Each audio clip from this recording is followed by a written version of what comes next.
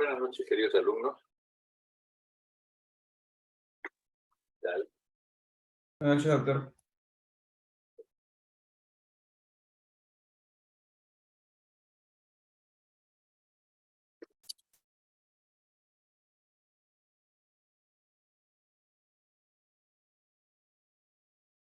Buenas noches. Bueno, ahora sí. ¿Han podido ingresar sin problemas a la sesión, estimados alumnos?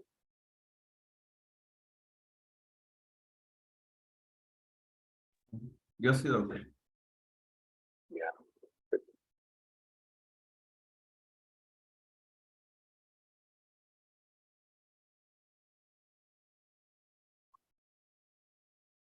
Bueno, el tema que vamos a tocar hoy día es uno de los temas, yo creo que es uno de los temas más importantes, porque al final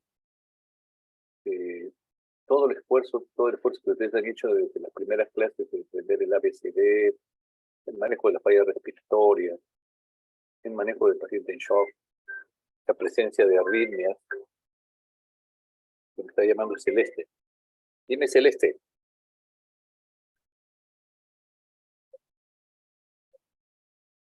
Ya no puedo porque ya empecé la clase y los chicos han entrado sin problema.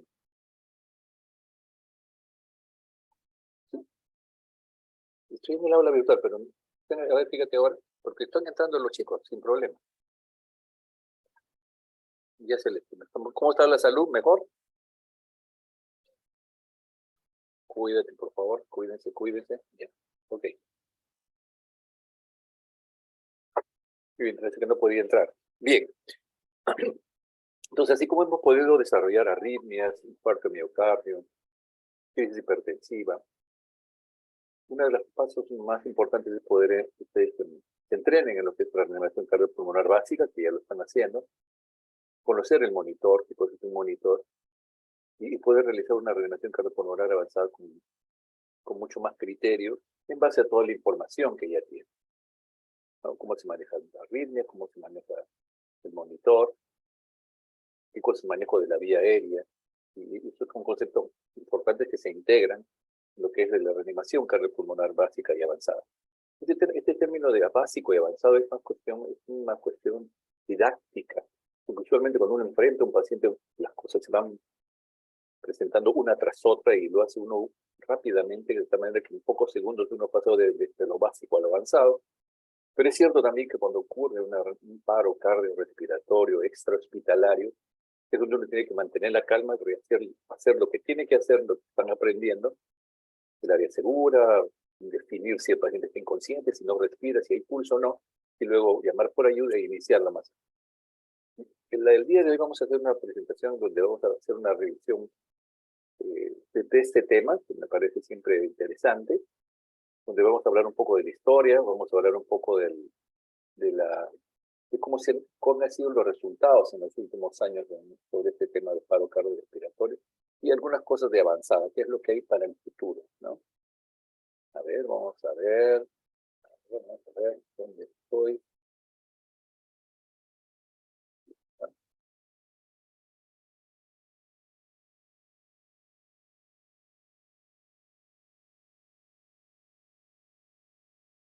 ¿Ven mi presentación? ¿Ven? ¿Ven la presentación? Sí, doctor, sí se ve. Perfecto. Como ustedes han visto, el doctor Freddy Hermenegildo es un excelente docente, una experiencia muy importante, la doctora García también.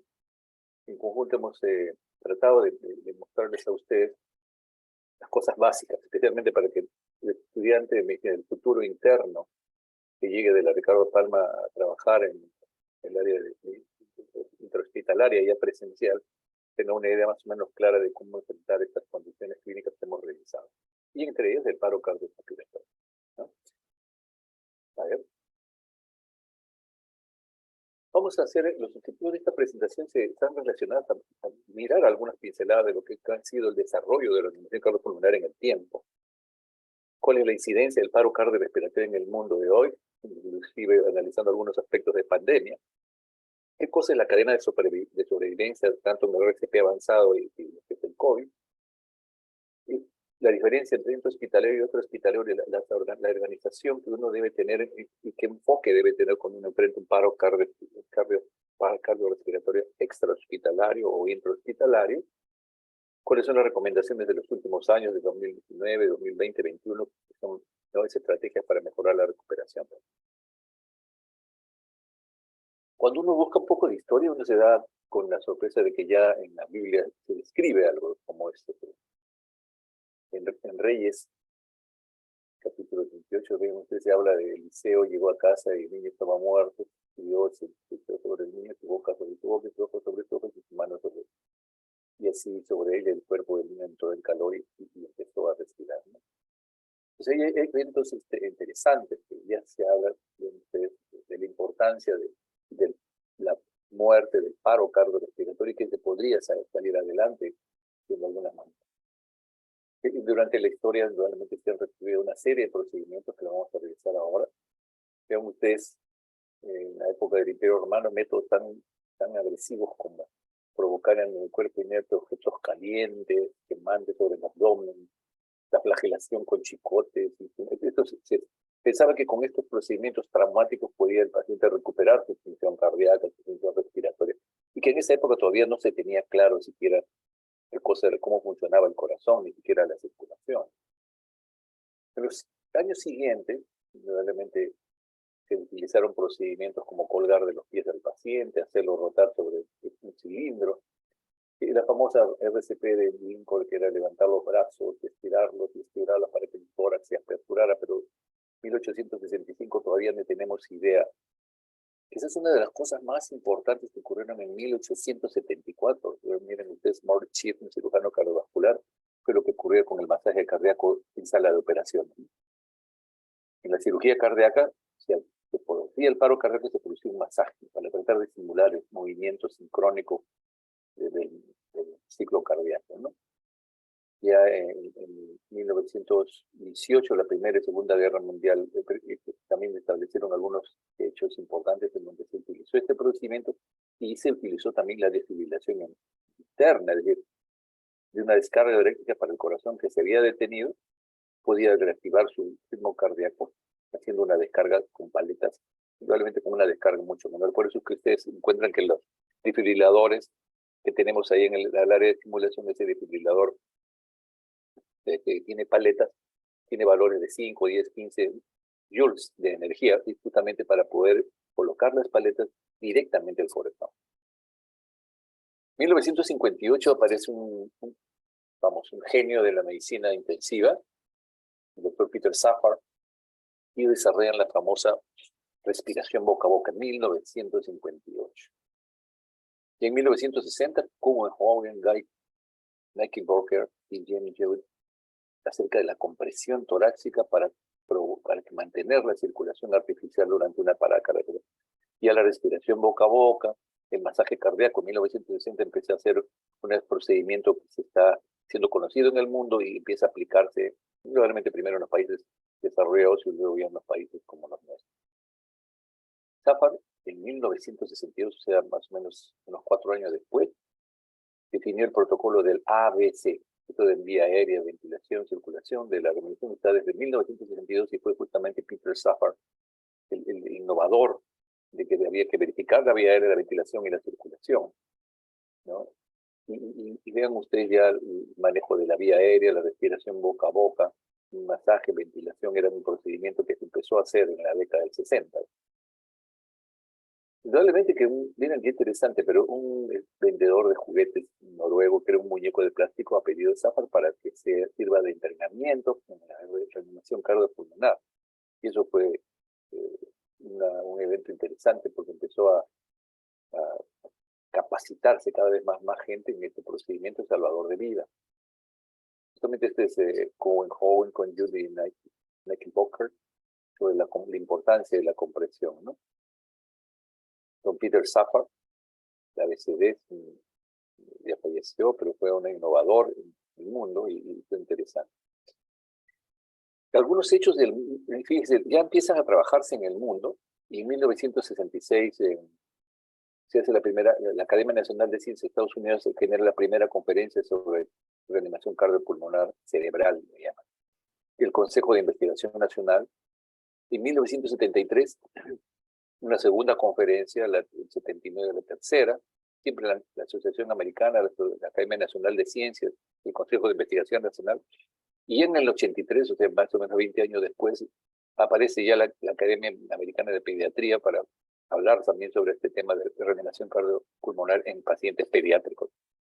En el 85, la conferencia sobre reanimación cardiopulmonar de la Asociación Americana y los pediatras se fusionan, y todos ellos dan recomendaciones para el programa de entrenamiento al público general, el desarrollo de recomendaciones de entrenamiento, el desarrollo de guías también, en 1985. Un evento importante en 1990 es que en Noruega, Upstein Abbey, en Noruega, cerca de esta ciudad de Stavanger, en junio se reúnen lo que se conoce como el Comité Internacional de Enlaces de Resucitación, establecen algunas normas y especialmente establece que debería haber comunicación de todos los países en el mundo para informar de cómo cómo evoluciona este tema de la reanimación cardiopulmonar, tanto intrahospitalaria como extrahospitalaria. En 2003 se vuelven a reunir, ven ustedes casi 10 años, 13 años después. En 2010 ha habido una serie de reuniones para poder establecer y conseguir información de qué es lo que está pasando con la reanimación cardiopulmonar. La última reunión del ILCOR ha sido el Comité Internacional de Enlaces de Resucitación en el 2020, de que apareció realmente la pandemia. Y este ILCOR lo que está tratando de establecer es que debería haber una secuencia de información sobre cómo está trabajando en cada país los sistemas de emergencia, cuál es la población atendida, cuáles son las normas que funcionan en cada país, el reconocimiento telefónico, si es que el estándar, en este caso está entrenado en RCP y que puede ayudar a través del teléfono cómo está funcionando, qué tipo de paciente es el que hace paro cardíaco, cómo son los tiempos de respuesta, de fibrilación, la temperatura, qué drogas que estaban usando y la repercusión coronaria. Y por último, qué resultados. ¿Sí? Y esta información, indudablemente, a través del mundo se estableció como ya desde 2014 que cada país debería incluirse en este programa del ILCOR y poder informar. Indudablemente que estas medidas mejoraron el diagnóstico de RCP, pueden haber ahí, se llegó a la conclusión de que una reanimación cardiopulmonar, el masaje cardíaco y la ventilación en ritmos defibrilables como la taquicardia ventricular que están viendo, la fibrilación ventricular eran importantes, pero que cuando aparecía asistolia era un problema mucho más complejo. De igual manera, cuando había actividad eléctrica pero no había pulso, el paciente estaba pálido, no había pulso, no había perfusión y había que iniciar masaje. Entonces aquí es donde se establece después un paciente, por ejemplo, que tiene un infarto de miocardio, que es el profesor Freddy Hermenegildo Alvarado, con su electrocardiograma que le hace al paciente que encuentra un infarto de miocardio y la taquicardia ventricular que tiene que ser y hace paro cardiorrespiratorio y hay que masajear. Estos dos son los ritmos más importantes, taquicardia ventricular y fibrilación ventricular, que son ritmos desfibrilables. Eso es lo que vamos a ver ahora. ¿Y cuáles son los no desfibrilables? La asistolia y la actividad eléctrica sin pulso, ¿no? O sea, la disociación electromecánica. O sea, hay actividad eléctrica, pero no hay pulso. El corazón puede estar funcionando, el sistema eléctrico, pero no hay pulso. Y a veces son ondas como las que están viendo, pero también a veces son complejos QRS anchos, que son ritmos de escape que tiene el ventrículo. Ya ustedes han revisado los conceptos básicos, que estamos mencionando las arritmias que encontramos en la reanimación cardiopulmonar extrahospitalaria y intrahospitalaria. Pero ¿qué hacer? ¿Qué paso a paso? Ya lo están revisando. ¿Cómo hacer? Saber aplicar técnicas adecuadas y qué usar además, ¿no? Vamos a ver algunos algoritmos en lo que es la reanimación cardiopulmonar avanzada, pero vamos a volver a insistir en lo básico. Quizás para poder entender y tener una idea de lo grave de la situación todavía en el mundo, este es un estudio que se hizo el año 2020, en abril del 2020, y en donde se comparó, ya aparecía el COVID del 2019, y se hizo una comparación aquí, características del paro cardíaco extrahospitalario y la resucitación en la ciudad de Nueva York. El paro cardíaco extrahospitalario durante la pandemia, ¿no? Lo más interesante es que ellos se encuentran en marzo y abril del 2020 indudablemente que las llamadas de emergencias por COVID-19 se incrementaron significativamente, ¿no? Se incrementaron significativamente. Entonces ellos hacen una comparación en el periodo COVID 2020, cuáles fueron los paros cardiorrespiratorios, el número de paros cardiorrespiratorios. Y lo comparan en los mismos 2 meses con el año 2019. Y vean ustedes cómo la denominación cardio y la solicitud para atención en paro cardio no traumático se incrementó significativamente en la ciudad de Nueva York comparado con el año anterior.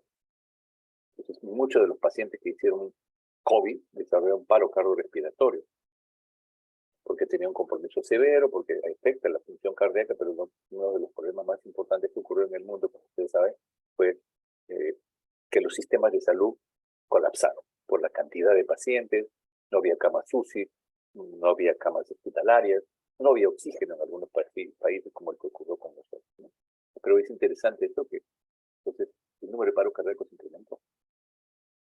Entonces comparan, ¿no? Comparan 5.325 pacientes durante este periodo, abril 2020, comparando la edad, cuáles fueron las enfermedades más importantes, 5.325 con 2.292, comparando el periodo de resucitación cardiopulmonar. Y lo interesante es que eventualmente la mayor cantidad de pacientes tenían enfermedad cardíaca, hipertensión, diabetes, enfermedad renal, asma, cáncer, y eran la población más, como ustedes saben, con alto riesgo de desarrollar la enfermedad. Y lo más interesante fue que cuando hicieron paro cardíaco, no vamos a revisar toda la tabla, pero sí quisiera que vean el ritmo de presentación de estos pacientes. Tuvieron una alta mortalidad cuando se hicieron paro cardiorrespiratorio, porque además no se hacía un masaje adecuado por las medidas de protección que había que tener, porque se asistían con equipos de protección pulmonar, había dificultades para manipular, por colocarse guantes, máscara, casco, etcétera, porque no se conocía la enfermedad. Y por consiguiente, el ritmo de presentación que habían ritmos ventriculares, o sea, desfibrilables, tanto taquicardia como fibrilación, pero ven que eran el 11%, ¿no? El 11%. La sistolia fue el 60%, y actividad eléctrica sin pulso, 20%. Quizás un dato interesante acá es que comparando, parece que la diferencia en esta población de diferentes estadios siempre los sistemas de desvío por más eficientes que sean, a veces la sistolia es lo que predomina. Es interesante, ¿cierto? 1, 2, y le sigue en frecuencia la actividad eléctrica sin pulso, y menos frecuentes los ritmos desfibrilables, que es la etapa inicial del paciente que tiene paro cardiorrespiratorio. Por lo tanto, hay que asistirlo inmediatamente.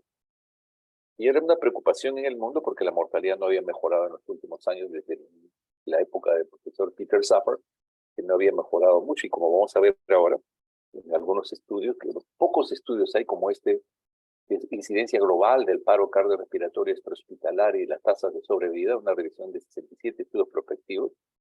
No hay estudios así tan completos como este, en donde se habla de la incidencia y porcentaje de sobrevida en unos países como en Europa, por ejemplo, Austria, Copenhague, Londres, Helsinki, o sea, Finlandia, y en donde mostraban la experiencia de paro cardiorrespiratorio, qué población estaba afectada. Y lo más interesante fue observar que, si bien es cierto, el porcentaje de sobrevida al alta, miren ustedes, el porcentaje de sobrevida al alta vive de 6%, 11%, 19% en Viena, 13%, 3%, 7% como porcentaje total, pero el porcentaje de sobrevida al alta, que los que tuvieron fibrilación ventricular fue mucho mayor.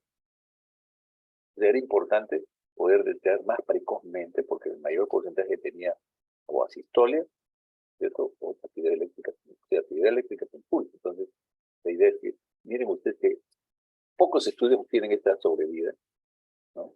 El porcentaje de pacientes que tuvieron fibrilación ventricular fue el 27, 40, 34, mientras más temprano lo pudieron detectar, pero efectivamente en esta referencia bibliográfica vean ustedes un promedio del 22.5% en los pacientes con fibrilación ventricular. O sea, hay un 79, 80, 78% que se pierde. Y vean ustedes, ¿no? El porcentaje de fibrilación auricular porcentaje de sobrevida y la sobrevida cuando hay fibrilación ventricular. Indudablemente que, miren, 6%, 6%, 13%, no más de 13% por aquí. En Rotterdam, en el año 94, 31%, el 2002, 2006, 10%. O sea, definitivamente no había cambiado mucho la mortalidad, el porcentaje de sobrevida es muy bajo. O sea, lo más entusiasta uno dice 22% en Eslovenia. No sabemos cómo fue el reporte, pero lo concreto es que rara vez encontramos como Rotterdam 31%, todo es menos de 10%, olvídate, menos 3%, 9%. Y solamente se tenían números aceptables que tenían fibrilación ventricular, por lo tanto es muy importante, por lo tanto, la desfibrilación.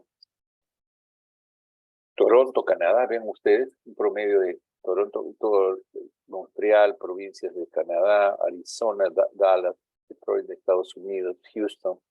De igual manera, ¿no? 6, 5%, uno podía pensar, bueno, tienen un sistema de emergencia prehospitalaria, el 911, eso salva muchas vidas, pero ven ustedes, la sobrevida del paro cardíaco es realmente dramática, ¿no? Y si lo encontraron con fibrilación ventricular y pudieron descargarlo, eso mejor, indudablemente el doble, el triple, ¿no? Pero también son porcentajes bajos, ¿no? Este es otro igual, 19.5%, que al alta es que tuvo fibrilación ventricular, pero dio al 10, 11, 1%, 2%, 11, 25%, en Rochester, entre 1991 al 2016, 216 pacientes, no son muchos los reportados de este paso. Y 13% ya en Australia, acá tenemos en Japón, vean ustedes, Japón, un gran país con gran desarrollo hasta el 2004, 2008, los paros cardíacos no tenían una sobrevida de 0,6%, 1%, 3%. Entonces, esto era algo que preocupaba a los investigadores y a los médicos de emergencias, entonces, emergencias hospitalarias. Y lo más interesante, ¿no? De Sudamérica, ningún artículo, ni criterios de inclusión, ni de Sudamérica ni África. Entonces eso tenemos que alertar, que tenemos que producir más información. El Ministerio deberíamos tratar de homogenizar esta información ahora que necesitamos organizar mejor nuestro sistema de salud. El paro cardíaco extrahospitalario, que es un artículo de 2020, vean ustedes, exige pues que cada país reporte respuesta a una evaluación de preguntas y cuestionarios, y que deben informar el registro de todos estos eventos que estamos al alta vivo a los 30 días, si hay buena respuesta. Vean ustedes, ¿quiénes respondieron? ¿No? Menos del 10%. Acá, buena recuperación neurológica. Y esto era que se asistía a un ritmo shock, que era potencialmente desfibrilable o chocable, como dicen, era importante también, ¿no? Bueno, ustedes tienen al alta vivo 30 días, 10%, y de buena recuperación neurológica, 8%. Si le encontraban con fibrilación ventricular, taquicardia ventricular, pues había un porcentaje mayor de alta vivo, pero de igual manera una buena recuperación neurológica en algunos países que habían reportado, pero ven ustedes, no todos daban toda la información tampoco. Entonces, en relación al paro extrahospitalario y la participación de justamente en Beijing, por ejemplo, de 25.421 casos, la tasa de sobrevida al alta, a la admisión y sobrevida al evento fue 3%, 6%, ¿no? O sea, realmente bajos, ¿no? Esto ya es un estudio del 2015, del 2012 al 2015, fue publicado en el 2018. Después el otro punto que era preocupante, también que fue investigado, fue acerca de los despachadores. Ustedes llaman a un teléfono que quieren que le envíen una ambulancia y contesta de repente los bomberos, llaman ustedes al 116, contestan los bomberos y el despachador, si alguien no tiene entrenamiento, se ha desmayado mi paciente, entonces el personal está capacitado para preguntar y ayudar y hacer las maniobras iniciales de reanimación cardiopulmonar para poder salvar esa vida. Entonces, ¿qué lo encontró acá? Que la asociación en la probabilidad de ritmo chocable, que definitivamente se encontraba con unos 59.688 pacientes con paro cardíaco extrahospitalario, y se encontró que, vean ustedes, la sobrevida cuando participaba, en este caso, una persona por iniciativa propia o de repente algún profesional que conocía algo, la sobrevida se encontraba en un mismo desfibrilable al inicio, ¿no? 20% cuando apoyaba el estándar, en este caso, y 18% cuando empezaban a masajear la personal Lego. Lego es una persona no entrenada especialmente para ello. La sobrevida al mes, al menos 10%, 10.8, 10%, ¿no? Y recuperación neurológica al mes realmente el 7%, 6.8% niveles más o menos aceptables de recuperación neurológica, a pesar de la participación del bombero que le apoyó para que haga una RCP apropiada. Entonces, por consiguiente, hay toda una preocupación en el mundo de mejorar, de avanzar en estos porcentajes de sobrevida, especialmente, no solamente que salgan vivos, sino que tengan una recuperación neurológica óptima, que es muy difícil cuando tenemos un paciente que hace paro cardiorrespiratorio, porque definitivamente el masaje que nosotros hacemos no llega sino al 20% del gasto cardíaco, por más buen masaje que hagamos. Entonces, ya ustedes han hecho evaluar la seguridad. Cuando los llaman a ustedes para hacer un paro, no se olviden de evaluar la seguridad del ambiente, la seguridad que no haya fuego, que no haya descargas eléctricas, que definitivamente no sea un área segura donde hay riesgo de salir lesionado y hay que protegerse uno y todo su equipo de trabajo, ¿no? Médico, enfermera, técnico. Está inconsciente, inmediatamente usted, y a través de la maniobra que ya conocen ustedes, estimularlo rápidamente a nivel de los hombros. Ya usted bien, señor, si no despierta, inmediatamente, simultáneamente estamos observando si no respira o si hay una respiración boqueante. Y en menos de 10 segundos ponen ustedes sus dedos sobre las carótidas para ver si hay pulso, carotidio, la carótida. Y si no hay ninguna de estas actividades de respiración ni pulso, ustedes también están al 116, que es el bomberos, y al 106, que es el SAMU, ¿no? Y se inicia el CAB, se inicia las compresiones. Esta valoración de la respiración y la evaluación es tremendamente importante, no debe durar más de 10 segundos, y la ausencia de respuesta a estímulos intensos, y ausencia de respiración normal, y aún de respiración boqueante, debemos iniciar masaje inmediatamente con las características de un masaje de alta calidad.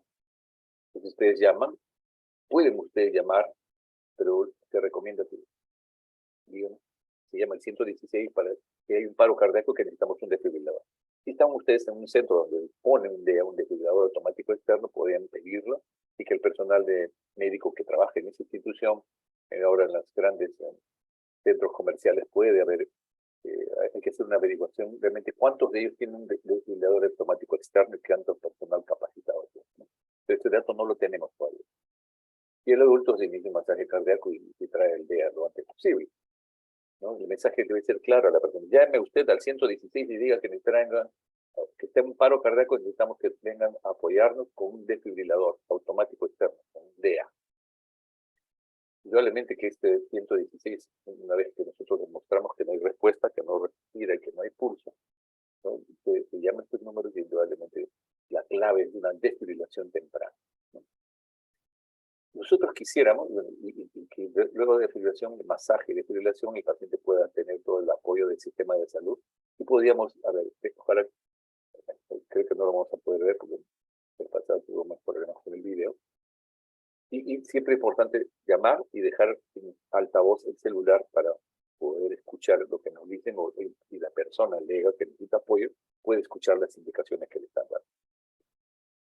Entonces, el reconocimiento precoz y pedir ayuda es clave de esta cadena de supervivencia que es tremendamente importante, que siempre lo recuerdo, para prevenir una parada cardíaca o en este caso si se diagnostica, porque puede estar el paciente en paro respiratorio nada más, puede el paciente estar inconsciente nada más, entonces tendremos que buscar una posición más segura para él, para que no se aspire y será trasladado para investigar la causa, pero una vez que se reconoce, uno pide ayuda y inicialmente inicia el masaje 32 en el adulto, de reanimación cardiopulmonar para ganar tiempo hasta que llegue el DEA. Una vez que llegue el desfibrilador, se conecta el desfibrilador automático externo que detecta si es un ritmo desfibrilable, y si el ritmo desfibrilable, la máquina actúa, descarga inmediatamente y se debe continuar los masajes, ¿no? Entonces uno detecta que está inconsciente, que no es el pulso detectable durante 10 segundos, que hay una respiración anormal o que no respira, y se inicia el masaje. Y definitivamente hasta que llegue el DEA, nosotros vamos a poder avanzar y luego ya los cuidados una vez que sale del paro, poderlo, o simultáneamente masajeando, de una persona muy joven, con paro cardíaco que es recuperable, que está entrando y saliendo del paro, poder trasladarlo a un centro de cuidado, una unidad de cuidado intensivo, una emergencia hospitalaria para poder estabilizar a este paciente. El número de emergencia es 116, 106, no vamos a ver estos videos. Pero lo que sí tenemos que insistir es con estos dos dedos verificar si hay el pulso. ¿Dónde voy a hacer el masaje? En la línea intermamaria. El masaje debe ser por estas dos manos, con el talón de la mano y con el brazo vertical del cuerpo. Permeabilizar la vía aérea en el caso sea necesario. Vamos a hacer resonancia cardiopulmonar con 32 ventilaciones, pero en el periodo COVID se ha considerado que por el momento lo único que podemos hacer es masaje y cubrir la boca del paciente en esta etapa inicial de animación cardiopulmonar básica, cubrir la boca con una máscara quirúrgica o una máscara, una N95, porque el masaje genera aerosolización y el riesgo de contagio. Compresiones es lo más importante, se ha visto que esas compresiones pueden ser mucho mejor. Este 32 tiene que ser realizado por personal entrenado, porque si lo hace personal no entrenado, más del tiempo que va a demorar. Suspende los masajes y empieza a ventilar, y en lugar de utilizar 1 o 2 segundos, se utiliza mucho más tiempo mientras se reinician los masajes y eso genera peor pronóstico. Las compresiones son salvadoras, ¿no? Si no responde y no respira, llamamos al sistema de emergencia, 30 compresiones de todas respiraciones, en el caso de este periodo COVID, estas respiraciones se dejan por un momento, a no ser que tengamos la posibilidad de intubar y ventilar y estar preparados con máscara, gorro y guantes en una máscara y colocarlo al paciente también, y continuar la reanimación cardiopulmonar 32, hasta que llegue el día encendiéndole y seguir las instrucciones. Esta valoración que el COVID-19 nos ha cambiado indudablemente la estrategia de cómo se RCP. Y ahora actualmente, si ustedes lo llaman porque hay un paro cardíaco, tenemos que usar máscaras, doble máscara mejor, ponerse guantes y tratar de colocar una máscara en la cavidad oral del paciente y el aparato respiratorio en nariz y boca para evitar la aerosolización. Si que sufre deterioro clínico independientemente de su ubicación, recomendamos la mascarilla quirúrgica o la N95. Dado que la renovación incluye su desarrollo de técnicas para generar aerosoles con alto riesgo de transmisión, independientemente de la ubicación, utilización de mascarillas de N95. No olvidarse de la seguridad del lugar de atención, del riesgo de infección actualmente, colocar la mascarilla para proteger al animador y buscar la ausencia de signos de vida y respiración normal para determinar que no respira y se inicia el masaje. Este término de ver, oír y sentir no se utiliza por el momento, se ha dejado porque si uno observa si no respira bien o respiración boqueante y sigue el pulso, ver, sentir y escuchar si respira es un riesgo de contaminación en un paciente de alto riesgo de COVID-19, ¿no? Pero en general, lo que se ha visto que eso hace perder tiempo y lo que necesitamos es masaje, hasta que lleguen los sistemas de manejo de vía aérea más avanzados. Llamar pidiendo ayuda a servicios de emergencia, iniciar RCP con solo compresiones torácicas hasta que llegue la ayuda, que es actualmente lo que se está haciendo. No intercalar respiraciones de rescate boca a boca con las compresiones. Inmediatamente debe estar llegando ya emergencia y mientras nosotros masajeamos. Y tenemos que diferenciar entonces la reanimación cardiopulmonar básica, el paro cardiorrespiratorio, y el CABD, el masaje fundamentalmente, y la implementación del DEA con el soporte avanzado de vida, en este caso con la reanimación cardiopulmonar avanzada, implica administrar de oxígeno, una vía periférica, una vía central, colocar un tubo endotraqueal, que es muy importante, luego del masaje, y la colocación de un tubo endotraqueal va a permitir una mejor gasto cardíaco al generar mayor presión intratorácica. Entonces, yo diría que el masaje temprano de alta calidad, la intubación y la desfibrilación y la intubación son 3 claves para mí, la reanimación cardiopulmonar exitosa. El masaje, desfibrilación y la intubación para poder asegurar la vía aérea y mejora la hemodinámica. Indudablemente vamos a poder detectar mejor qué tipo de arritmia tiene el paciente, si es fibrilación ventricular, si es taquicardia ventricular sin pulso, o actividad eléctrica sin pulso, o asistolia.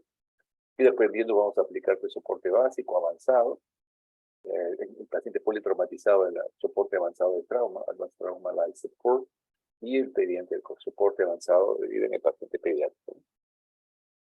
Este es un dato muy interesante. En este estudio se trató de demostrar que la sobrevida al alta del paro cardiorrespiratorio, vean ustedes, out hospital cardiac, o sea, paro cardíaco fuera del hospital. Con el procedimiento que se hacía estándar de 32, etcétera, la sobrevida fue 7.8%. Pero cuando se estableció que podía ser CABD, de primero masaje y masaje, vean ustedes, todos los paros cardíacos tuvieron ya casi se duplicó, casi más al 14%, ¿no? Casi 90% más de sobrevida. ¿Y qué pasó cuando se asistía y el paciente tenía fibrilación ventricular o taquicardia ventricular sin pulso? Vean ustedes cómo la medida estándar era 17% la sobrevida y se mejoraba 33.7% la sobrevida en pacientes donde se asistía con masaje fundamentalmente, ¿no? Entonces eso es lo que se está trabajando en los últimos años, luego administración de oxígeno, etcétera, pero es importante la continuidad del masaje para poder llegar a una defibrilación temprana y a una administración de soporte avanzado de vida mucho más exitosa. Llega la ambulancia, se ve con el oxígeno, con los balones de oxígeno, con el resucitador manual, y esto también es una ayuda tremenda, ¿cierto? Para poder dar oxígeno a nuestros pacientes, que le va a dar presión positiva y esto genera más presión intratorácica, además del masaje, y genera una mayor gradiente de presión tóraco-abdominal, generando mejor flujo, ¿no? Eso se ha visto ya. Probablemente también llegamos con el DEA, si llega el DEA se descarga, pero si no, llega la ambulancia con un monitor desfibrilador, que ustedes lo han visto en sus prácticas en la sala la sala del salón de simulación que tenemos ahí. Ustedes han visto el desfibrilador que es del HP que tenemos, con paletas y todo, y que nos ayudaría en una fase más temprana.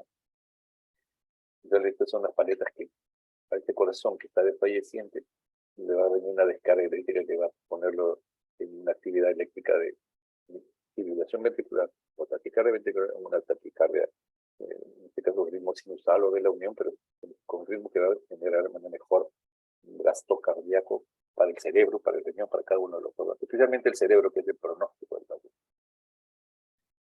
Ritmo desfibrilable, taquicardia ventricular sin pulso. Ritmo desfibrilable, fibrilación ventricular. No desfibrilable, actividad eléctrica sin pulso y asistente. Aquí fundamentalmente es RCP, desfibrilador, adrenalina, manejo de vía aérea hasta que salga del paro. Y aquí es masaje y adrenalina.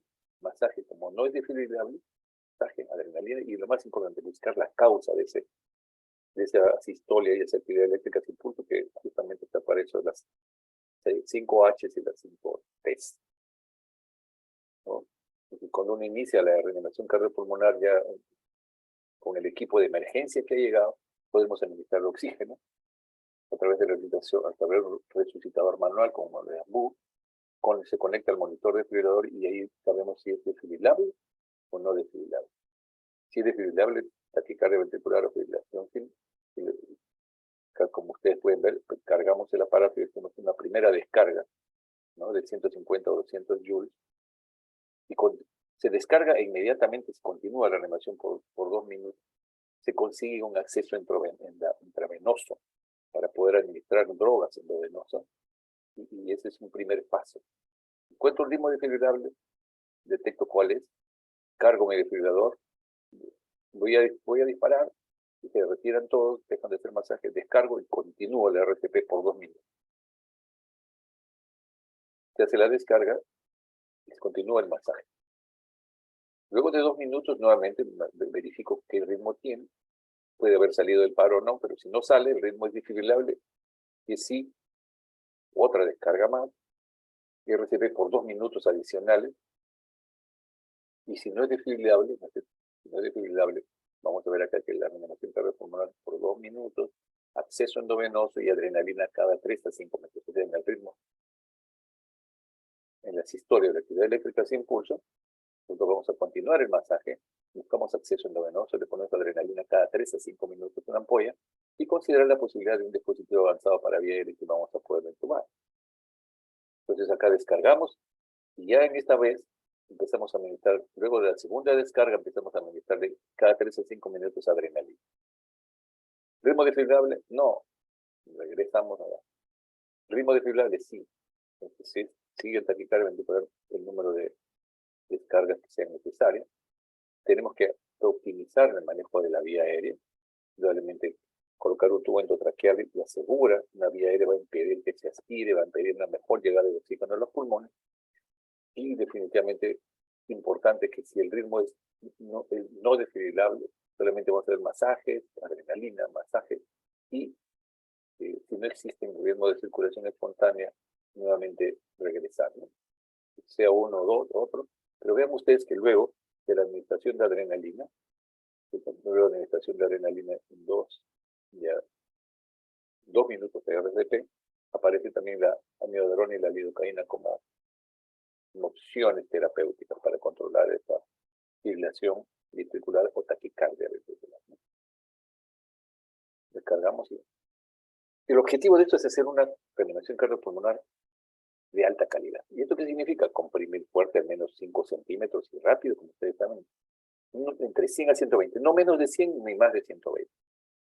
Permitir una expansión torácica completa. O sea, haga un masaje, pero tengo que dejar que hay una expansión torácica, no puede estar manteniendo permanentemente la compresión torácica que no deje que se llene el ventrículo con sangre, al generar aumento en la presión torácica y al generar una gradiente de presión tóraco-abdominal en donde genera el flujo sanguíneo, además de la pequeña compresión ventricular.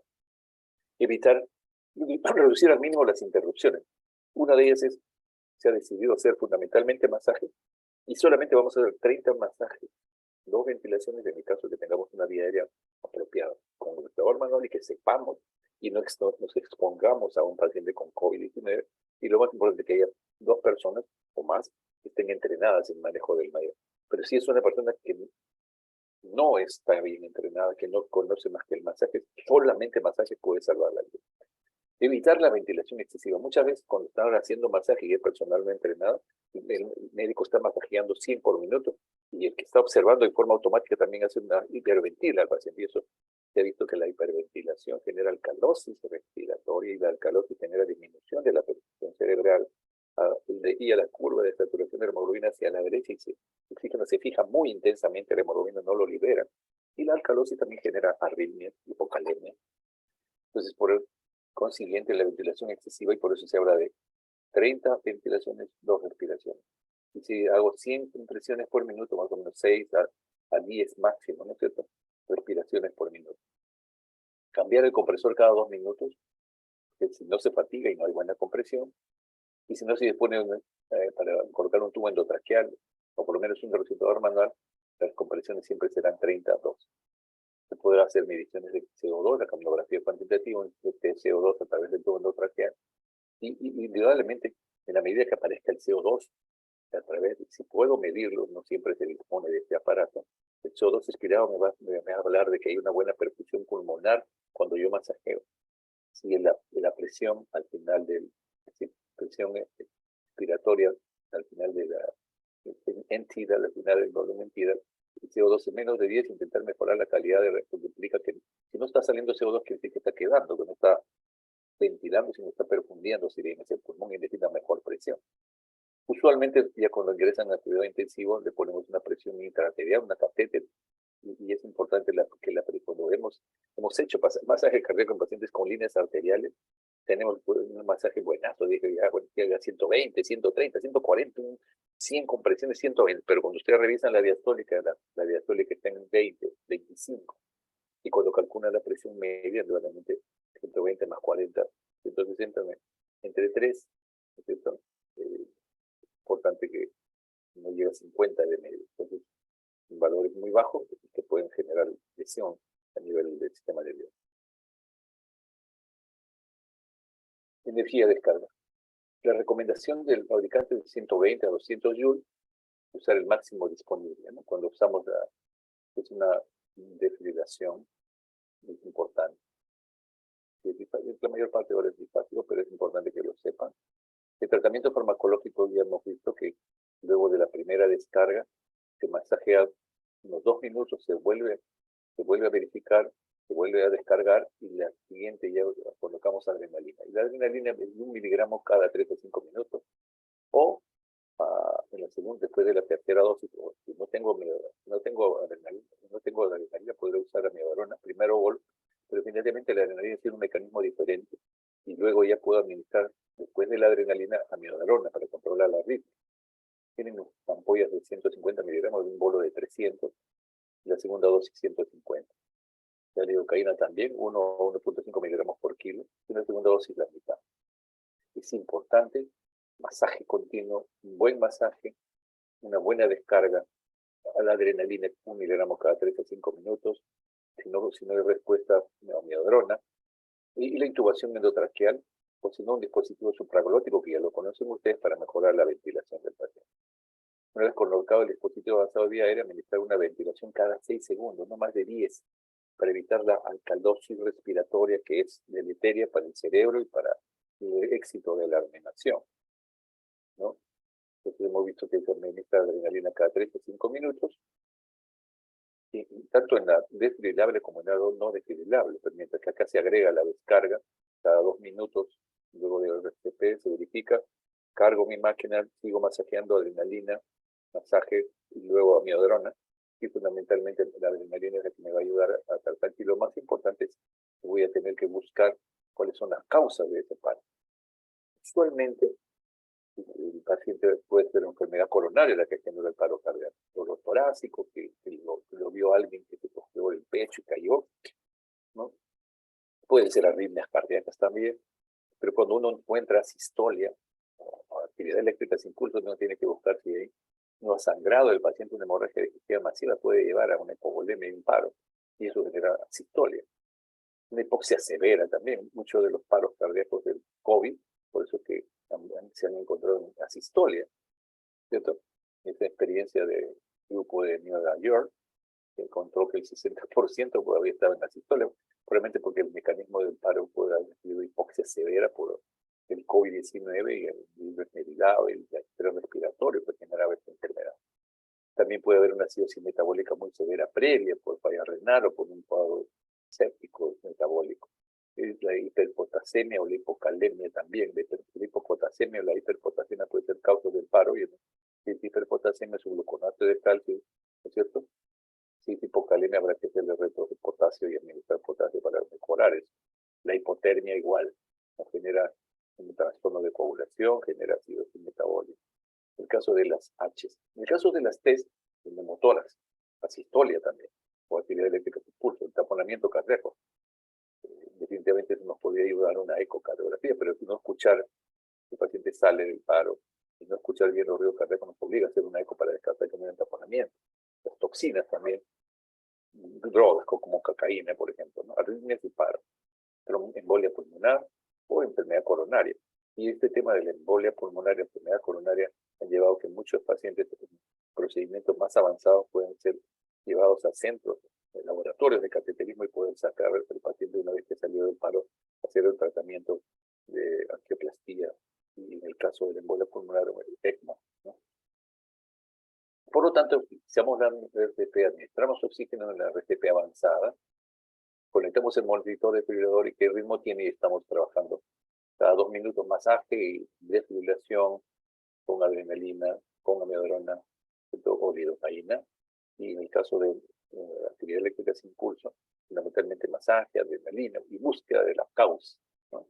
Adrenalina cada 3 a 5 minutos, amiodarona o lidocaína para la fibrilación sin pulso, y considerar intubarlo, y si podemos medir el CO2 respirado también. Y hemos insistido en esta RCP de calidad, ¿no? La primera descarga 2 joules, y la segunda 4 joules por kilo.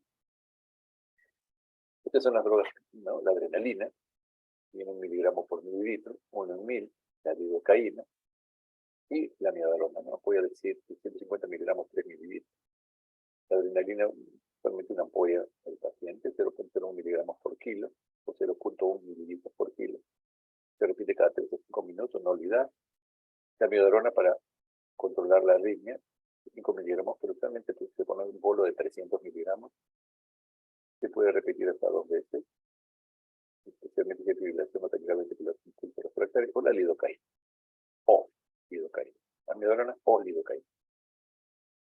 Infusión a miligramos por kilo de peso, infusión de 20 a 50 microgramos por kilo por minuto, repetir la dosis de bolos y la infusión química. Entonces, un dispositivo basado en vida aérea, nuevamente, insisto, va a ayudar a que haya mejor aumento de la presión intratorácica. O sea, si ya le colocaron una vía aérea, ya no tengo que cumplir 32. Acá tiene que haber 10 respiraciones y acá 30 masajes, no necesariamente sincronizados. Y a veces se pueden sumar la ventilación del paciente y el masaje, y eso es bueno porque genera más presión intratorácica. Quiero generar más presión intratorácica y una mayor gradiente, más presión acá, menos en el abdomen, y el flujo de sangre va del corazón hacia las extremidades y retorna. Entonces, una vez colocado el dispositivo, esto va a llevar 10 ventilaciones por minuto y masaje cardíaco a 100 a 120 por minuto. Cuando hay recuperación de la circulación espontánea, se va a detectar cuando se tiene pulso, de presión, y se van a ver las ondas de presión en el caso si tuviera un catéter arterial. Realmente las H, hipovolemia, hipoxia, hidrogenión, hipoglicemia, hipohipernatremia, hipotermia, de 6H y 5T. Acá se agregó la hipoglicemia, que no la teníamos anteriormente. Neumotoras de tensión, taponamiento, toxinas, embolia pulmonar y trombosis coronaria. En el caso del paro cardio intrahospitalario, el paro cardíaco extrahospitalario, algunas características, mientras que acá en el intrahospitalario se hace con los pacientes delicados monitoreo, prevención, reconocimiento, activación del sistema de respuesta, llega el especialista, el médico que está a cargo del paro cardíaco, inicia el RCP de calidad, se hace una descarga inmediata y el soporte vital avanzado para si sale del paro cardíaco va a ir a la UCI. En el extrahospitalario es un poco más complejo. Aquí primero tiene que haber alguien que reconozca que está en paro, activación del sistema de emergencia, RCP de calidad inmediatamente, y por el DEA o porque llega rápidamente al sistema de emergencia, que es una desfibrilación rápida, es trasladado por el servicio de emergencias del hospital, y en el hospital se proporciona el cuidado avanzado, ¿no? Entonces, a nivel de este caso, para personas no entrenadas, reconocimiento, RCP de calidad y desfibrilación con el DEA para los sistemas de emergencias, y traen la vía aérea, drogas, medicamentos de RCP avanzado, ¿cierto? El sistema de laboratorio puede necesitar un cateterismo cardíaco de este paciente y llegar a la UCI. Es muy importante cuando trabajamos en el hospital y vamos a un servicio, y ustedes siempre que vayan a un servicio, se presentan con todo respeto y tienen coche de paro, y la mayor parte de servicios con esta pandemia se han encargado de armar un coche de paro. Y que ustedes pueden enseñarme el coche de paro, tienen que quisiera saber qué tiene para poder estar preparado y poder inclusive en algún momento hacer alguna simulación y cómo vamos a distribuir el trabajo. Porque esa es la clave. Ordenarse, saber si tienes un monitor que esté bien con la batería, que esté bien cargado para poder desfibrilar, y que tienen ustedes el equipamiento de manejo de vía aérea, drogas, oxígeno, tubo endotraqueal que sean los necesarios para poder trabajar con éxito en un paciente que hace paro cardiorrespiratorio. Que el resucitador, por ejemplo, que el resucitador manual esté bien armado, porque a veces se arma mal y no ventila adecuadamente. Esté conectado bien esta bolsa más reservoria. Este es como, este resucitador manual que parece como si fuera una bolsa más reservoria, da concentraciones altas de oxígeno con esta bolsa de reservorio. Cuando no tiene esto, es muy parecido al ambú simple, da solamente 50%, como si fuera una cánula binasal o un Venturi.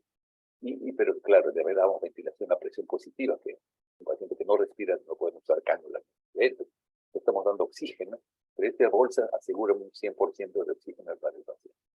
¿Qué más? Tenemos que el laringoscopio tenga pilas, que se encienda cuando yo lo armo para poder intubar, que haya hojas de tamaño variado, porque el cuello es variable en la población que analizamos en el adulto, y por lo tanto debe haber hojas, generalmente son curvas, pero podrían necesitar una hoja recta en un paciente que tiene una epiglotis demasiado larga, un cuello con mucha dificultad. ¿No? Acá ven ustedes también que tengamos varios tamaños de tubo. Mientras que los ancianos pueden tener algo de traqueomalacia en mitad de un tubo 10 para que no se fugue, no se escape. De repente en el paciente adulto normal, un 8,5, 8,5 es suficiente ya, pero tenemos pacientes pequeños con traqueomitis podrían necesitar un 7, entonces la variedad es entre 7,5, 8, 8,5, 9 o 10 podrían necesitar ese tubo endotraqueal. Y que el monitor esté cargado adecuadamente, porque a veces no se carga, se usó, no se enchufa, no se carga, y por lo tanto, cuando llega la emergencia no está funcionando porque está descargado. El tema del COVID no se ha cambiado la estrategia del paciente en paro, la alta posibilidad de infección, compromiso cardíaco, sistema nervioso, etc. Síndrome coronario agudo asociado a una miocarditis, injuria cardíaca por troponina elevada puede generar y por la hipercoagulabilidad que genera tromboembolia también. Por lo tanto, en el RCP, en este tipo de paciente, hay que tratar de reducir la exposición al COVID lo menos posible. Equipos de protección personal se realizan en el hospital, limitar el personal en el ambiente, 3 personas, utilizar dispositivos de reanimación cardiopulmonar mecánico, si es viable, actualmente todo no es viable en muchos países, y brindar comunicación clara a todo el personal del estado actual del COVID. Ven ustedes, en áreas de baja prevalencia, su gorro, su máscara, en este caso, mandilón y zapatos y botas, pero cuando ya estamos en un área de alta prevalencia, gorro, máscara, cubierta facial en 95, tallas quirúrgicas, y guantes, mandilones, pantalón, botas, ¿no? Y casos confirmados de COVID-19 que tienen indudablemente máscaras bastante bien protegidas, y más aún cuando todavía sabemos que a pesar de la 4ª dosis, existen variantes que están en este momento migrando en unas partes del mundo y que podrían llegar, y hay incremento de casos en nuestro país, pero definitivamente tenemos que vacunarnos y cuidarnos y tratar de todavía usar máscara, especialmente en áreas donde hay mucha población, mucha gente, ¿no? La máscara N95 que ha sido muy importante en el nivel hospitalario, pero también existen otras estrategias de ventilación que se han usado en el COVID, como la ventilación prona, que ha mejorado la oxigenación, la saturación en los pacientes. Es una ventilación no invasiva, un helmet, se llama esto un casco, y que un paciente que está en insuficiencia respiratoria puede darle a presión positiva oxígeno y podría hacer un tratamiento para evitar la intubación. Pero si hace paro cardíaco, pues uno podría desfibrilarlo colocando unas 2 paletas en las regiones externas a las escápulas, parada cardíaca en unas maniobras de RCP modificadas, pero ven ustedes cómo el ayudante coloca la mano debajo en el esternón y le va masajeando para que haya un masaje lo suficientemente apropiado, ¿no? Y la desfibrilación con el desfibrilador en ambas caras laterales de la espalda. La intubación, esa es la convencional, pero en la pandemia ven ustedes, en muchas partes del mundo se utilizó evitar tomar contacto con el paciente, se usaban 2 orificios acá con guantes, máscara y con un laringoscopio, con un videolaringoscopio para mirar por dónde iba el tubo. Esto lo propuso el doctor Jorge Watanabe, que es miembro del Consejo de Medicina Intensiva del país, trabaja en el Hospital de Baleaje, pero también es jefe de la UCI de peruano japonés. Este le puso un cubo con 2 posibilidades de entrar la mano y no haya contacto con las secreciones, ¿no? Bien. Coloca el tubo, se descubre que está bien colocado, que no se ha pasado el tubo al lado derecho, que es donde a veces tiene la atelectasia, que pasa bien, y en el caso de paro cardiorrespiratorio, usualmente recomendaba que hubiera un líder que dirija cómo se está manejando, que si están dándose los medicamentos en el tiempo apropiado, alguien que está a cargo de la vía aérea, manejando la vía aérea de personal, alguien que hace el masaje y que lo hace adecuadamente, y a veces la fatiga hace que las manos se agarren lateralmente o hacia arriba, entonces el líder está permanentemente mirando dónde está haciendo el masaje. Alguien de apoyo para vía aérea y rotativamente puede ser uno y otro cada 2 a 3 minutos, o dependiendo de que no haya fatiga, para que el masaje sea suficientemente efectivo. Alguien que administre los medicamentos y alguien que los prepara además, ¿no? Ven ustedes 6 personas y falta uno más que es el que controla los tiempos. ¿Cuánto tiempo de paro? ¿A qué horas le intubaron? ¿A qué horas le pusieron la primera dosis de adrenalina? ¿A qué horas le pusieron la amiodarona? ¿A qué horas le pusieron la lidocaína? ¿En qué momento pudo haber salido del paro? Que pudo haber reingresado al paro, ¿no? Entonces este tiempo es muy importante porque es un equipo de 7 personas idealmente, pero con el COVID se ha restringido. Y se habla de ahora de menor cantidad, 3 a 4 personas, pero con la idea de que sean los más expertos en manejo de vía aérea y puedan sacar adelante pacientes. Y acerca de los purificadores aéreos también se han usado en algunos pacientes, en algunas UCI, en algunos servicios, pero definitivamente ahora con la vacunación, si bien es cierto, estamos protegidos parcialmente, tenemos que usar doble máscara o una máscara N95, de tal manera que eso nos asegure máscara, gorro, ¿no es cierto? Ropa también, para poder reanimar a un paciente en paro cardiorrespiratorio en un periodo en que estamos con COVID. Para minimizar, el personal debe ingresar a la habitación de un paciente infectado debe ingresar, minimizar aún más. Antes de responder un paro se debe hacer una planificación adecuada y eso se hace con un entrenamiento previo. ¿Quiénes van a asumir el tubo? ¿Quiénes van a asumir la ventilación? Pero eso se hace con un entrenamiento como si fuera una simulación que vamos a hacer con el personal.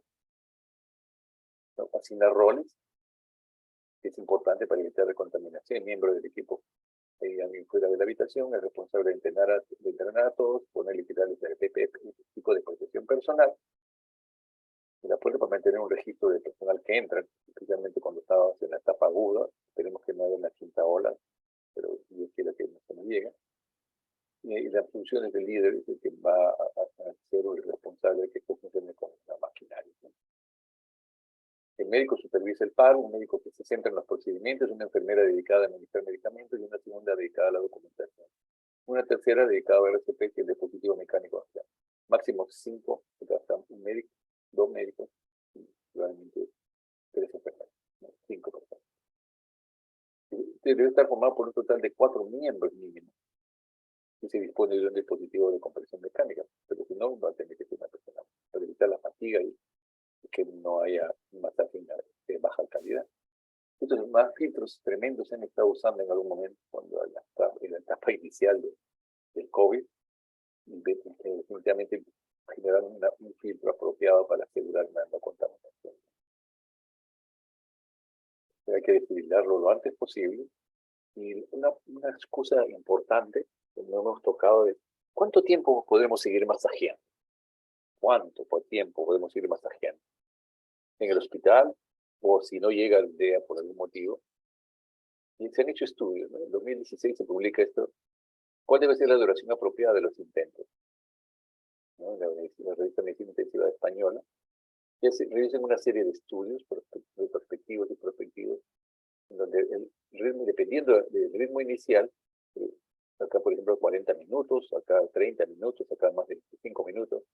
Aquí había sistolia, 30, 42, actividad eléctrica sin pulso, y acá fibrilación auricular, 48, 35, más de 45 minutos en este estudio. ¿Y con qué concluyen ellos, no? Que la duración de la RCP es un factor independiente asociado a una peor sobrevivencia externo-neurológica. Mientras más tiempo demora en salir del paro, más riesgo de hipoxia cerebral, genera edema cerebral. En los resultados de la publicación, orienta que deben prolongarse más de 20 minutos, inclusive hasta 40 minutos, aplicando los nuevos procedimientos. Y en lo referente a la calidad y empleo de herramientas, pueden ayudar sobre parámetros fisiológicos, la detección de causas reversibles, una arritmia asistolia o la actividad eléctrica sin pulso, tiene que buscar que no haya motoras, que mejorar la hipoxemia, la acidosis metabólica, que no haya hipercalemia, que no haya hipoglicemia, etc., ¿no? Entonces, hasta 40 minutos, nos dice ahí. En el caso de paro cardiorrespiratorio intrahospitalario es posible conocer los antecedentes del paciente. La mayoría la recuperación de la actividad se produce en los primeros 30 minutos. Y la recomendación podría mantener la RCP en un ritmo desfibrillable mientras se mantenga los mismos, y en caso de asistolia no continuar más de 30 minutos. Entonces, puede llegarse hasta 40 minutos o algo más. 40 minutos. Un ritmo desfibrillable, pero recomiendan no más de 30 minutos si estaba en asistolia 30 minutos. Si no ha salido del paro en 30 minutos. Si no ha habido respuesta, descartar causas reversibles. Si el hospital dispone de recursos seleccionados, se podría aplicar soporte vital extracorpóreo, si es una persona joven, o una intervención coronaria en caso de un paro cardíaco, un infarto de miocardio. En los extrahospitalarios dice resulta más difícil establecer el tiempo. En general se conoce menos sobre los antecedentes de la víctima y lo aconsejable sería no continuar RCP más de 30 minutos en caso de asistolia, y ausencia de causa reversible, debería valorarse el transporte al hospital con RCP en curso en caso de RCP presenciada y la recuperación en algún momento, ritmo de fibrilación inicial y posible causa reversible, soporte vital extracorpóreo, intervencionismo coronario en caso de pacientes jóvenes que han tenido un infarto y son potencialmente recuperables, salen y entran el paro por el infarto, habría que llevarlo al cateterismo cardíaco. Eso podría mejorar la sobrevida del paciente. Pero en resumen, la situación prehospitalaria de 282.183 pacientes en Japón, yo recomiendo, es interesante, durante media hora o más puede ayudar a víctimas a sobrevivir, incluso después de 38 minutos, 32.000 personas. 30 días después de su paro cardíaco, solo el 27% tenía buena función cerebral. Buena función cerebral promediada, 13 minutos. Resultados menos favorables, casi tuvo 22 minutos de regeneración. Otro grupo tuvo resultados favorables después de 38. 40 minutos es el punto máximo, porque indudablemente cuando alguien sale del paro mucho tiempo, producido isquemia, edema, trastornos celulares, y cuando retorna a la circulación hay un fenómeno de repercusión en donde el oxígeno genera disfunción mitocondrial, que genera una cascada inflamatoria por la hipoxia tisular y un reactivo, moléculas de signo reactivo, ¿no? Esto es importante porque genera lesión endotelial, inestabilidad vascular, muerte celular y edema, que definitivamente hay datos de severidad de esta hipoxemia, ¿no? Pero si sale el paro cardíaco rápido, esta circulación de permeabilidad no está deteriorada y puede mejorar la inflamación y esta hipoxia cerebral puede revertirse en poco tiempo. Una vez que sale del paro el paciente, entonces, ¿cómo vamos a asegurarnos de que pueda tener una recuperación neurológica de íntegro? Cuando está en coma, el paciente está intubado, ventilado, si se quita lo cedo para que pueda respirar mejor. Y los cuidados post-RCP. Hay que ventilarlo adecuadamente, pseudoanalgesia apropiada, control de la temperatura con mantas o con sistemas de control de temperatura, de hipotermia en las primeras 24 horas, y la vía aérea con una saturación de 94-98, una vía aérea avanzada, ventilar con ventilación mecánica, sin necesitar EKG, tomar el EKG, un acceso venoso seguro, una presión arterial sistólica mayor de 100, fluidos para normovolemia, monitorear la presión intraarterial, vasopresores para mantener una presión arterial sistólica alrededor de 75 a 70, y controlar la temperatura entre 32 a 36, es decir, la hipotermia que le vamos a provocar. Entonces, si el paciente salió del paro y hay elevación del ST, hay que considerar una angiografía coronaria con cardiología, llevarlo al laboratorio y de repente puede salir adelante. Se ha identificado causa de parada cardíaca, nuevamente cuidado intensivos coronarios, ¿no? TAC cerebral o angiotac, si es necesario, cuando las causas no cardíacas de parada cardíaca se han mencionado. El manejo del síndrome post-parada cardíaca ha sido revisión de muchos años también. Lo más importante es que ese paciente tenemos que hacer una mejor historia clínica, un EKG de todo completo, radiografía de tórax, escala de Glasgow, glucosa, urea-creatinina, electrolitos, lactato, marcadores de miocárdicos, porque si se ha desfibrilado puede haber movilización de enzimas cardíacas y puede haber cierta disfunción ventricular. Una ecografía en las primeras 2 horas para poder tener una idea y un ataque cerebral. El monitoreo, EKG continuo, saturación, presión arterial sistólica adecuada, media también, colocar un catéter arterial, temperatura central a través del catéter ganso, a través de la sonda vesical, que a veces también permite controlar la temperatura. Saturación venosa de CO2 para ver si hay un buen gasto cardíaco. Para aquellos que tienen Glasgow más de 8, tras 20 minutos, o aquellos que tienen menos de 8, tras 20 minutos. Más de 8 luego de recuperación, ¿no?, hemodinámica. Es posible que hay cambios en el EKG que hace sospechar problemas coronarios en pacientes altamente recuperables, hacerle el procedimiento, sino coronariografía, angioplastia, para poder mejorar esa hemodinamia y que genere la menor lesión del miocardio. Hipotermia terapéutica inducida con solución salina o lactato de zinc, y probablemente los objetivos hay que el CO2 esté entre 38 y 42, o sea, 40 más menos 2. Saturación 94-96, no necesitamos más de saturación, no tiene que estar en 100%. más de 250 de oxígeno puede ser deleterio. La glicemia es de entre 100 a 180, la hiperglicemia lesiona más el cerebro, la hipoglicemia también, la hipoxia también, y CO2 también, exceso de CO2. La alcalosis respiratoria, especialmente la alcalosis respiratoria va a hacer más daño. La frecuencia cardíaca se desciende entre 50 a 100 por minuto y una temperatura, la fiebre puede generar una lesión secundaria, al igual que la hipoglicemia, la hiperglicemia y la hipoxia, ¿no? Entonces, en resumen, la hipotermia en las primeras 24 horas, ustedes ven varios estudios y cómo ha sido el efecto de la hipotermia. Y la hipotermia permitió que en algunos estudios haya una recuperación de 53-49% de la mujer, ¿no? Y con normotermia 36 y 26%. Entonces, 24 horas de hipotermia. La mortalidad fuera del hospital, sujeto a un protocolo de hipotermia, ¿no? Y a geografía coronaria, el infarto de miocardio es una causa muy importante en el mundo del paro cardíaco. De 32 a 33 grados de temperatura versus 36, realmente no hubo mucha diferencia, ¿no? Pero la hipotermia generó mejores, si es hipotermia 32 a 36, 34 es un promedio, pero de estar 1 a 2 días máximo, te inicia recalentamiento progresivo, tampoco tan abruptamente, y al tercer día ya debe estar sin hipotermia. Entonces lo que se ha demostrado que puede funcionar en las primeras 24 o 48 horas y poder hacer un seguimiento neurológico más adelante, ¿no? ¿Cuándo usamos circulación extracorpórea? ¿Qué cosa es esto? Indudablemente que si el paciente su corazón es insuficiente, sale del paro, o es un paciente que sigue con un paro cardiorrespiratorio, y es paciente valioso, es hombre joven, totalmente recuperable, solamente sin enfermedades previas, diríamos, crónicas, se podrá administrar en las primeras horas un equipo de ECMO, de respiración cardiopulmonar extracorpóreo, de manera que funciona como un pulmón corazón externo, hasta que se recupere del problema de paro cardíaco.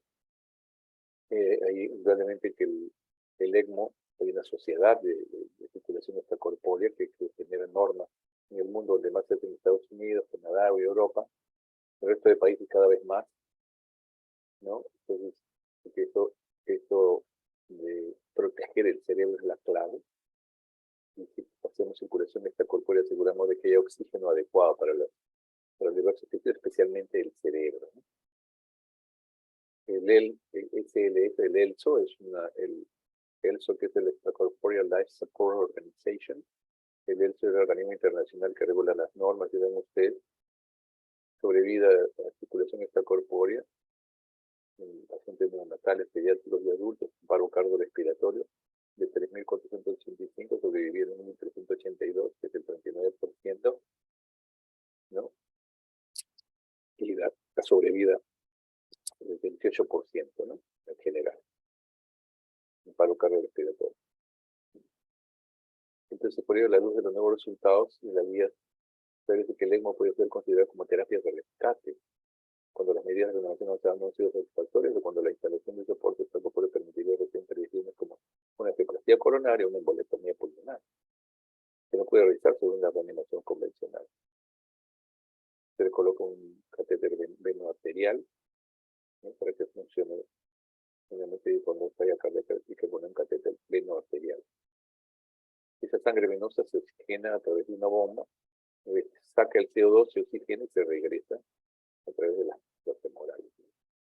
El paciente puede tener un corazón desfalleciente, hipokinético, con shock, pero con el ECMO me asegura una oxigenación más o menos adecuada. Una serie de estudios y complicaciones, porque puede haber sangrado. Se han analizado esto, pero todavía es difícil de analizar por la escasez de datos epidemiológicos y el número de pacientes. Una forma interesante de paro cardíaco es el ahogamiento, ¿no?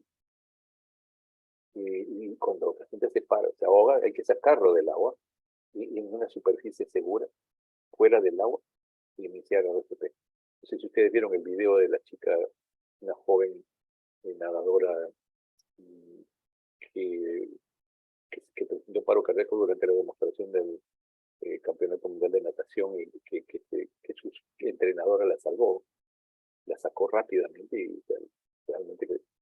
Entonces, lo concreto es que el paro cardíaco de un paciente ahogado tiene que ser rápidamente realizado y puede también ser si es adecuadamente el resultado, salir adelante, ¿no? Pero siempre que hay un paro y se ahogó, 24 o 48 horas de observación en emergencia, así el paciente se haya despertado y diga, me siento bien. Hay arritmias, hay depresión miocárdica, hipoxia, edema pulmonar post-ahogamiento, ¿no? Algunas cosas que quería mostrarles, por ejemplo, es un sistema automatizado que permite calcular si el masaje es adecuado, si la frecuencia es adecuada, permite una CPR meter. Comparación de resucitación cardiopulmonar mecánica con algunos aparatos que generan masaje cardíaco y la manual. Todavía también aquí hay algunos datos que no son contundentes. No hay diferencia en la sobrevida al alta, en el estado neurológico, los estados no son concluyentes con esos sistemas automáticos de masaje. Y se revisó toda la literatura, cerca de 2011, 2018, de estos sistemas de compresión cardíaca automatizados. ¿Cuál es la ventaja? Que genera masajes efectivos siempre, no hay que rotar con el personal, y cuando uno va a transportar a un paciente que hace paro cardíaco y que quiere darle ECMO o un laboratorio que tenemos cardíaco puede ser de mucha utilidad. Eso está definitivamente ayuda, ¿no? Cuando hay una población en riesgo importante, pero todavía es importante hacer más estudios sobre estos temas. Este es el famoso Lucas. El masaje general utiliza el dedo para asegurar que el borde cerebral se encuentra encima del esternón y esto asegura un masaje cardíaco apropiado. El autopulse es otro sistema. Puede ser este masaje que el paciente se trasladado. Hasta ahora, el mejor masaje que se da inmediatamente con asistencia 32. Realmente que con COVID todavía estamos máscaras. Pero sabemos que estos sistemas de atención primaria adecuados y profesionales capacitados necesitamos trabajar más todavía. La población legal, la población hay que entrenarla para que haga masaje y pueda ayudarnos. El tema de emergencia prehospitalaria, la capacitación, equipo de protección personal y equipamiento y desfibrilador automático externo, todavía no todas las unidades cuentan, pero sí a veces tienen desfibriladores dependiendo de la complejidad de la unidad. Los profesionales de la salud, los médicos en general deben entrenarse y tener una certificación cada 3 a 5 años, es que es el RCP básico y avanzado, porque podemos tener esa responsabilidad en algún momento de nuestra vida con nuestros familiares, etcétera, y estar entrenados va a ser de mucha utilidad. El sistema de detección temprana intrahospitalario, equipo de respuesta rápida. En algunos hospitales, los monitores de cuidados intermedios de la hospitalización están integrados a una red donde hay alguien que vigila si arritmias o no, inclusive en el laboratorio hay alarma, una hipercalemia, una cirrosis metabólica severa, para poder detectar tempranamente esas anormalías y poder evitar un paro cardíaco. Coche de paro bien equipado, funcionando bien el desfibrilador, gente de laringoscopios y tubos endotraqueales, y hospitales con servicio de cardiología que tenemos cardíacos de emergencia que funcionen 24 horas del día. Tener posibilidad de tecnologías avanzadas como la hipotermia y la circulación podrían ser más adelante procedimientos que pueden ayudarnos a mejorar estos datos tan pobres de mortalidad que tenemos, o de sobrevida que tenemos en el paro cardiorrespiratorio. Curso obligatorio para profesionales de cada 2 a 3 años, RCP básico y avanzado. Como pueden haber visto, hemos hecho un viaje a través del tiempo, de cómo hemos evolucionado los conceptos de la animación cardiopulmonar básica de la época de los romanos, de la época de la Biblia, de lo que es escrita, donde hay descripción de sobrevida de pacientes, a la tecnología actual, ¿no? Entonces, ese viaje por el tiempo donde se hacían maniobras realmente llamaban la atención a lo que hemos avanzado ahora, probablemente tengamos en los siguientes 5 o 10 años mejores resultados y podamos inscribir al Perú también como país que puede informar sobre la enfermedad cardiopulmonar. La competencia requiere experiencia, la experiencia requiere tiempo, pero el tiempo solo no produce competencia. Entonces, se están preparando, ahí tienen un tiempo en 6 meses de entrenamiento en lo que es la animación cardiopulmonar, lo que es manejo del paciente crítico. Se tiene que estudiar. Y cuando se enfrenten a pacientes, saber lo que tienen que hacer en forma ordenada. No solamente para que ya tengan tenido un tiempo, sino hay que estudiar y transmitir, revisar permanentemente, enseñar lo que uno sabe a otros para poder tener un éxito y que el paro cardíaco no sea un sinónimo de mortalidad del 80% de sea mucho mejor. No sé si habrá alguna pregunta, espero que con eso pueda haber estimulado que no existían cursos de RCP. Esperemos que podamos hacerlo con más calma y con mejores equipos para ustedes. Y tenemos buenos equipos para hacer RCP básico y avanzado para nuestro curso y esperemos que puedan aprovecharlo al máximo. ¿Alguna pregunta, queridos alumnos?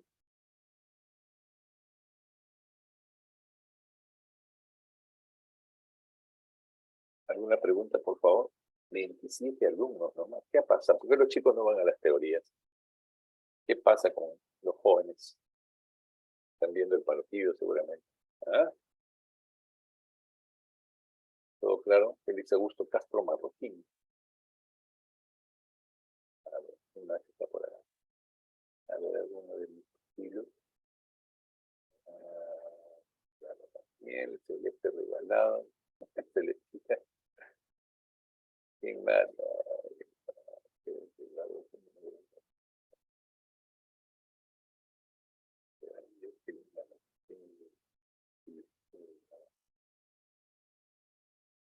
Melanie Bardal, está una chica estudiosa. Muy bien, chicos. Espero que haya sido claro esta presentación, que les he dado algunas luces de lo que van a hacer en el RCP avanzado en el curso. Y nos estamos viendo en la próxima oportunidad. Un gusto de haber estado con ustedes. Muy buenas noches. Gracias, doctor. Buenas noches. Gracias, doctor. Gracias, doctor. Bye, bye.